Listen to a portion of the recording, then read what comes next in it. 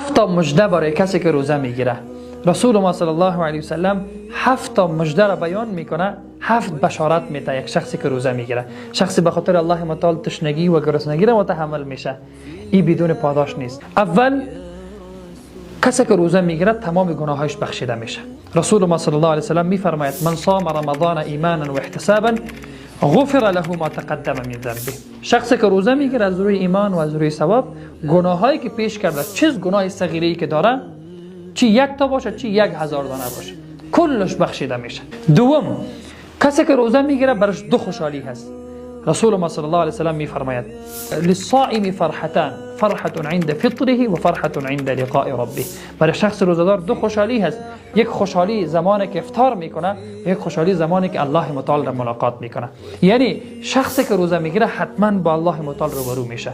سوم، یک دروازه مخصوص در بهشت ساخته شده صرف برای کسی که روزه میگیره. سبحان الله. رسول ما صلی الله علیه و سلم در حدیث قدسی میفرماید ان فی الجنه بابا یقال له ریان يدخل منه الصائمون. در بهشت یک دروازه به نام ریان هست. در این دروازه ریان تنها کسایی داخل میشه که روزه میگیرن. این دروازه خاص هست، الله متعال برای روزدارا تنظیم کرده. چهارمین، ای که الله متعال بر شخص روزدار بدون حساب اجر میده. در حدیث قدسی الله متعال میفرماید کل عمل ابن آدم له الا الصوم فانه لی و انا اجزی به. کل عمل ابن آدم برای خودش است، اما روزه از من هست، برای روزه من اجر میدم. یعنی الله متعال برای خود نسبت میده که الله چقدر ذات بزرگ است و اجر و پاداش بی پایان میده.